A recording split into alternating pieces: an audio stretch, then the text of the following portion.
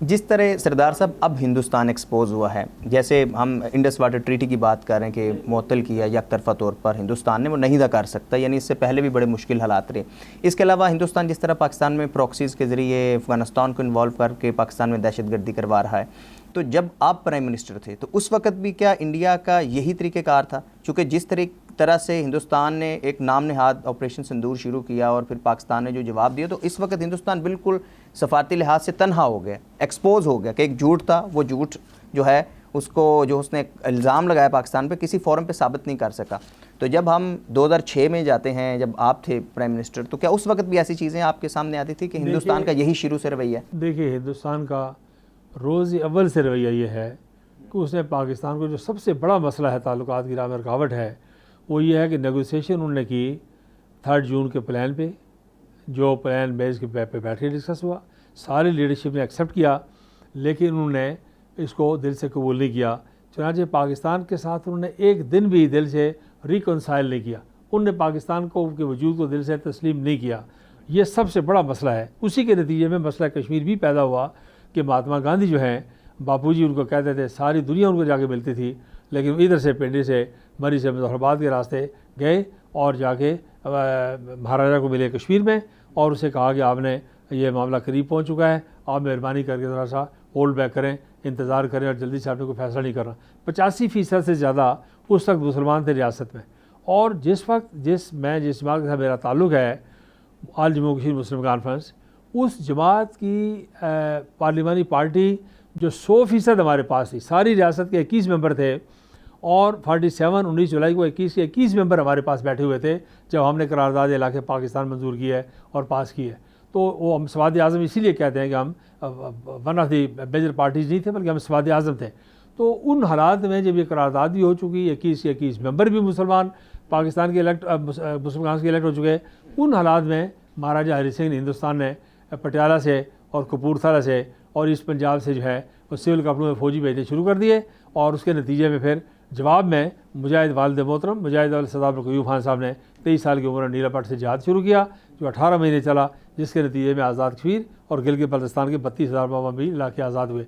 तो ये हिंदुस्तान ने अगर दिल से तस्लीम किया होता, तो देखिए पाकिस्तान की रियासत जम्मू कश्मीर जो है वो तारीख़ी एतबार से, फ़ितरी एतबार से, आज़ादी हिंद के उसूलों के मुताबिक, लॉर्ड माउंटबेटन के 3 जून के प्लान के मुताबिक, सकाफ़ती एतबार से, ज़हनी फ़िक्री एतबार से, माशी एतबार से वो ममलकत खुदाद पाकिस्तान का हिस्सा है। इसको उन्होंने रोक दिया, इसी वजह से तनाज़ा बाकी रहे, कोई एक्सेस नहीं थी, सारे रास्ते पाकिस्तान के साथ आते हैं। एक रास्ता पठानकोट से अंग्रेज़ ने मिलकर वहाँ से जो है वो इनको मुहैया किया थोड़ा सा, और एक गुज़रगाह मुहैया की, और उसको फिर आहिस्ता आहिस्ता उन्होंने फ़ौजी कब्ज़े में तब्दील करने की कोशिश की। तो ये जो सबसे बड़ी रुकावट है वो हिंदुस्तानी पॉलिसी मेकर्स का, जिन्होंने हिंदुस्तान की आज़ादी में अहम रोल अदा किया, कायद आज़म के साथ, मुस्लिम लीग के साथ बैठ के नेगोशिएट किया, उन्होंने पाकिस्तान को दिल से तस्लीम नहीं किया। तो जो अब एक तरफ़ा तौर पर सिंध ताश माहदे को मुअत्तल किया है भारत ने, तो आप क्या समझते हैं इसके पीछे क्या मकासद होंगे? देखिए, इसमें तो एक तो ये है कि ये माहदा कोई रातों रात तो मुअत्तल नहीं हुआ, इसमें हमारी सुस्त रवि का भी दखल है। हमें माजी में जिस वक्त ये बातें कर रहे थे, देखिए ना, डैम को एक रात में नहीं बनता, आप आलमी इदारों से नेगोशिएट करते हैं, आप उसका डिज़ाइन तैयार करते हैं, साइट एयर मार करते हैं, फाइनेंसेस मोबिलाइज करते हैं। तो उस सारे वक्त में हमें आलमी इदारों में एहतजाज करना चाहिए था, प्रोटेस्ट करना चाहिए था, हमें सीरियसली लेना चाहिए था। ऐसा नहीं हुआ और हम खामोश रहे, और एन जिस वक्त हिंदुस्तान पानी मोड़ने के स्टेज पर चला गया और हमने थोड़ी बहुत बात की और हमने कहा कि हम बैरूनी दुनिया की आलमी अदालत में जाते हैं और बाकी जाते हैं, तो इसलिए ये वो हिंदुस्तान कर नहीं सकता किसी सूरत किसी आलमी माहदे को जो थर्ड पार्टी ने इस बात का आपको पाबंद किया हो, वो आप उस माहदे को एक तरफा तौर पर यूनिलेटरली सस्पेंड नहीं कर सकते। इसलिए इस पर पाकिस्तान का पूरा हक है कि वो कानूनी चारा जो भी करे, और अगर हिंदुस्तान ने कोई तशद्दुद फ़ौजी और अस्करी कोद की बुनियाद पर किया है, तो पाकिस्तान के पास पूरा अखलाकी हक है कि वो उसका जिस माज पर हो सके जवाब दे। ये मुआहदा तो under the supervision of world bank हुआ था, तो आप क्या समझते हैं कि फिर वर्ल्ड बैंक भी बेबस है या वर्ल्ड बैंक खुद खामोश है? क्योंकि हमारी तो बका है ना इन्हीं पानियों के ऊपर। नहीं, वर्ल्ड बैंक खामोश की बात यह है कि वर्ल्ड बैंक को हमें सेंसिटाइज करना है, हमें प्रॉपर्ली, जैसे मैंने कहा कि जिस वक्त नकुल हरकत शुरू हुई थी उनने प्लान शुरू किए थे। सारी बात हमारे प्लान में हो। दुनिया के किसी मुल्क में कोई नकल हरकत हो तो पाकिस्तान के इदारे, अल्लाह इनको सलामत रखे, ऐसे कॉम्पिटेंट हैं, उन्हें बहुत सारी बातें, सारी दुनिया एक दूसरे पर नज़र रखती है। तो हमने हिंदुस्तान पर, हिंदुस्तान ने हम पर तो नज़र रखी हुई है, उसमें तो कोई दो राय नहीं है।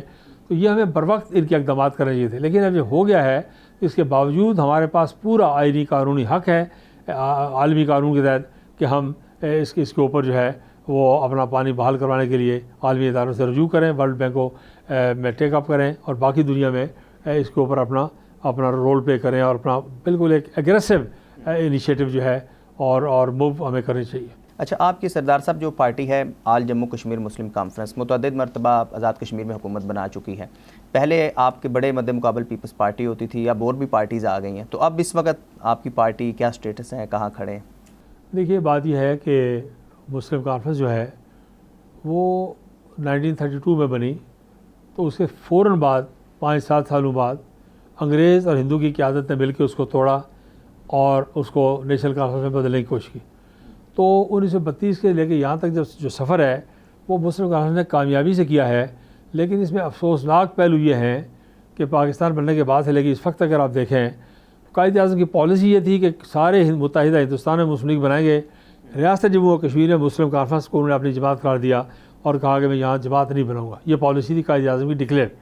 तो बाद में पाकिस्तान की सियासी जमातें जो है वहाँ उन्होंने सियासी इंतखाबी दखल-अंदाज़ी का सिलसिला शुरू किया और सबसे ज़्यादा तोड़-फोड़ मुस्लिम कॉन्फ्रेंस के अंदर की, जो नज़रिया इलाके पाकिस्तान और कश्मीर बनेगा पाकिस्तान और पाकिस्तान के साथ गैर मशरूत वाबस्तगी पर यकीन रखती है। तो उसके नतीजे में मुस्लिम कॉन्फ्रेंस को कमज़ोर किया गया। मुस्लिम कमज़ोर हुई नहीं, मुस्लिम कॉन्फ्रेंस को कमज़ोर किया गया। आप फेयर इलेक्शन की अगर देखें सारी दास्तान, 70 के पहली बार इलेक्शन का हमें मौका मिला, उसको देखें तो मुस्लिम कॉन्फ्रेंस ने बहुत, सरदार अयूब खान साहब ने सदारती निज़ामी हुकूमत के तहत बहुत कई लाख की लीड से वो इलेक्शन जीते। पाकिस्तान में भुट्टो साहब, ईस्ट पाकिस्तान में शेख मुजीबुर रहमान साहब और आज़ाद कश्मीर में मुजाहिद अव्वल सरदार अयूब खान साहब। उसके बाद फिर जो 85 में जो इलेक्शन हुए जनरल ज़िया-उल-हक साहब के ज़माने में, उसमें चूँकि इनकी जमात वहाँ नहीं थी तो मुस्लिम कॉन्फ्रेंस ने हुकूमत बनाई। परवेज़ मुशर्रफ साहब ने 2-3 इलेक्शन करवाए तो वहाँ पे मुस्लिम कॉन्फ्रेंस ने हुकूमत बनाई। नवाज़ लीग वहाँ नहीं बनी थी तो मियाँ नवाज़ शरीफ के दौर में, साहब के दौर में इलेक्शन हुए तो वहाँ पे मुस्लिम कॉन्फ्रेंस ने हुकूमत बनाई। तो सवाल ये पैदा होता है कि जब आप मरकज़ी हुकूमत के ज़ोर पर एक जमात की तोड़ फोड़ की कोशिश करेंगे और उसे कमज़ोर करेंगे तो फिर मद्दे मुकाबल और गैर मद्दे मुकाबल की बात नहीं है। दूसरा ये है कि हमारी सियासत महज़ इंतखाबी नहीं है। हमने इंतखाबात या असम्बली या हुकूमत के नतीजे में जन्म नहीं लिया। हमने नज़रिए और अक़ीदे की बुनियाद पर तारीख़ के तसलसल के नतीजे में वजूद में आए। हमने उस तसलसल को कायम रखा हुआ है। उसके लिए हम असम्बली के अंदर हों, बाहर हों, कमज़ोर हों, ताकतवर हों, हमारा जो नज़रियाती रोल है उसको हम जितने कुछ है वो अदा करते रहेंगे और कर रहे हैं, मुसलसल कर रहे हैं। अच्छा सरदार साहब, जैसे हम देखते हैं कि पाकिस्तान में अगर कोई डेवलपमेंट नज़र आती है और बिलखुसूस जब हम कराची की भी बात करते हैं तो हमें मुशर्रफ एरा में जो है वो नज़र आती है डेवलपमेंट। आप भी चूँकि उसी वक्त प्राइम मिनिस्टर रहे, तो आप क्या समझते हैं कि उस वक्त में और आज के वक्त में, नो डाउट जब आप प्राइम मिनिस्टर थे एक बड़ा क्राइसिस था, एक बड़ा अर्थक्वेक आया था, हज़ारों लोग मुतासर हुए थे, तो आज की हुकूमत में कौन सा पैटर्न, आपको क्या बुनियादी फ़र्क नज़र आता है? क्योंकि अल्टीमेट किसी भी पोलिटिकल पार्टी की हुकूमत हो, पब्लिक तो चाहती है कि उनके जो बेसिक इशूज़ हैं वो हल हों, हेल्थ, एजुकेशन, जो बेसिक मसाइल हैं वो हल हों। देखिए, आज़ाद कश्मीर की जो डेवलपमेंट की तारीख़ है वो बार बार ये बात कही अच्छी नहीं लगती है कि तारीख़ का रिकॉर्ड है, जो मैं रिकॉर्ड में बात कर रहा हूँ, तो वो सरदार अयूब खान साहब 70 में जब प्रेसिडेंट हो गए तो पहली मरतबा उन्होंने PND, प्लानिंग एंड डेवलपमेंट का महकमा कायम किया और ये महकमा ही सिरे थे नीचे आज़ाद कश्मीर में। तो ये डेवलपमेंट उन्होंने शुरू की। लिटरेसी रेट हमारा 4-5% से कम था, कोई ख़त पढ़ने वाला नहीं होता था पूरे इलाके में। तो मुजाहिद अव्वल ने तालीम का जाल बिछा दिया और पंजाब से टीचर्स मंगवा के आज़ाद कश्मीर स्कूल खोले। तो डेवलपमेंट का जो मेजर क्रेडिट है इदारे कायम करने का, इदारे बनाने का, वो सारे का सारा जो है अगर आप 100% न भी दें तो 80% से ज़्यादा मुस्लिम कॉन्फ्रेंस को, और उसमें 70 के अरसे में आप देते हैं 70 से 75 तक। और उसके बाद फिर जब मुस्लिम कॉन्फ्रेंस की हुकूमत बनी है हम ये डेवलपमेंट बाकी लोग भी करते रहे। पीपल्स पार्टी की हुकूमत रही है कितना अरसा, नवाज़ लीग की हुकूमत रही है, PTI की हुकूमत रही है, ये सारे लोग अपना काम करते रहे अपने पैसे का। लेकिन मेजर जो काम है डेवलपमेंट का आज़ाद कश्मीर में वो हुआ है मुस्लिम कॉन्फ्रेंस के दौरे हुकूमत। सब्सक्राइब करें और बेल दबाएं ताकि कोई खबर रह न जाए।